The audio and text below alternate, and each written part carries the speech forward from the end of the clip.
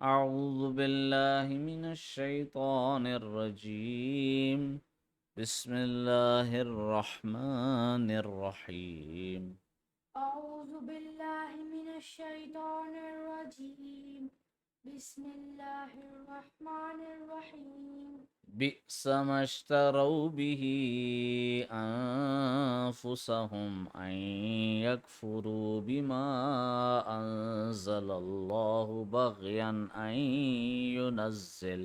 أن ينزل الله من فضله على من يشاء من عباده فباءوا بغضب على غضب وللكافرين عذاب مهين. بئس ما اشتروا به أنفسهم أن يكفروا بما أنزل الله بغيا بغيا أن ينزل الله من فضله على من يشاء من عباده. عباده ہم، فباءوا بغضب على غضب ہم۔ وللكافرين عذاب مهين. ذال کو نرم کرو، عذاب مہین. عذاب مهين.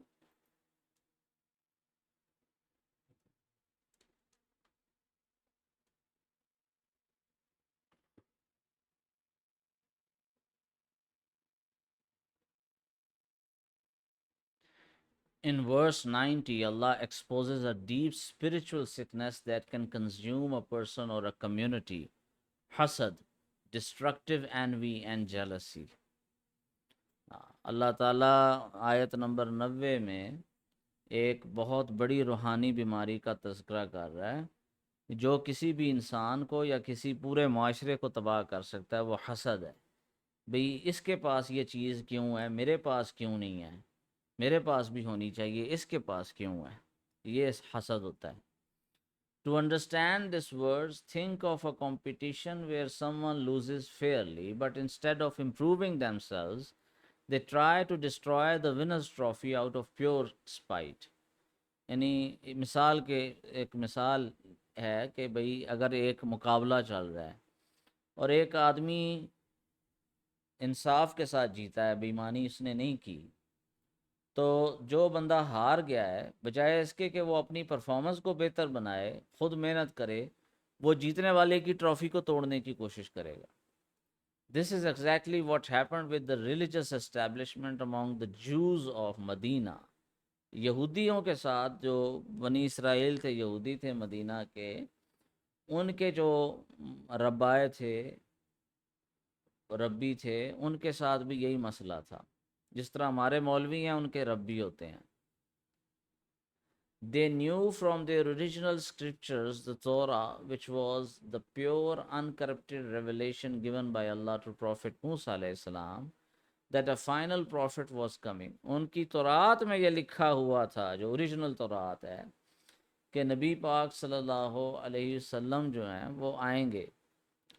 They used to pray for his arrival so they could triumph over their adversaries. وہ دعا کرتے تھے کہ آخری نبی آئیں تاکہ کافروں کے مقابلے میں، بت پرستوں کے مقابلے میں ان کی فتح ہو. However, when Prophet Muhammad صلی اللہ علیہ وسلم arrived, they rejected him. لیکن جب نبی پاک صلی اللہ علیہ وسلم آئے تو ان یہودیوں نے ان کو رد کر دیا. Why? Simply because he was an Arab. کیونکہ وہ عرب تھے، عربی تھے. From the lineage of prophet Ismail علیہ السلام، اور حضرت اسماعیل علیہ السلام کی نسل میں سے تھے. بس یہ ان کو مسئلہ تھا یہودیوں کو. Rather than a Hebrew from the lineage of prophet Ishaq علیہ السلام. ان کو اس بات کا غصہ تھا، اس بات کا غم اور حسد تھا کہ وہ حضرت اسحاق کی نسل سے کیوں نہیں آئے. Allah describes this attitude as a terrible bargain. They sold their own souls for absolute misery. انہوں نے اپنی روحوں کو، اپنے آپ کو بیچ دیا ہمیشہ کی مصیبت کے عوض، یعنی کہ اپنے لیے ہمیشہ کی ناکامی اور بربادی اور سزا کمائی۔ Their kufr, disbelief, rejection of truth was not caused by a lack of evidence or a misunderstanding of the message. ان کا جو کفر تھا وہ ثبوت کی کمی کی وجہ سے یا کسی غلط فہمی کی وجہ سے نہیں تھا۔ It was entirely driven by resentment that Allah, out of His absolute sovereignty, chose to bestow His grace and revelation upon someone they did not approve of. یعنی وہ جس ہستی کو وہ خود قبول نہیں کر پا رہے تھے، اللہ تعالیٰ نے ان کو آخری نبوت کیوں بخشی اور عزت کیوں بخشی، ان کو اس بات کا غم تھا۔ Because they allowed envy to blind them to clear reality. انہوں نے اپنے حسد کو اجازت دے دی کہ وہ ان کو حقیقت سے اندھا کر دے۔ They piled one layer of Allah's anger upon another. انہوں نے اللہ تعالیٰ کے غصے کو کمایا تہ در تہ۔ The verse concludes by warning that for those who arrogantly reject the truth out of pride and jealousy, there is a humiliating punishment waiting.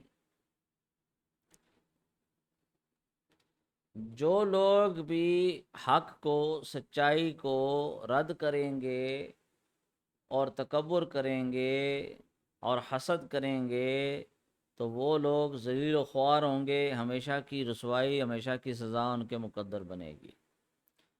True faith requires absolute submission to Allah's choices. اللہ تعالیٰ جو چنے، جیسا کہے، جیسا فرمائے، جو کچھ کرے اس پہ راضی رہنا پڑے گا، یہ ایمان کا تقاضا ہے۔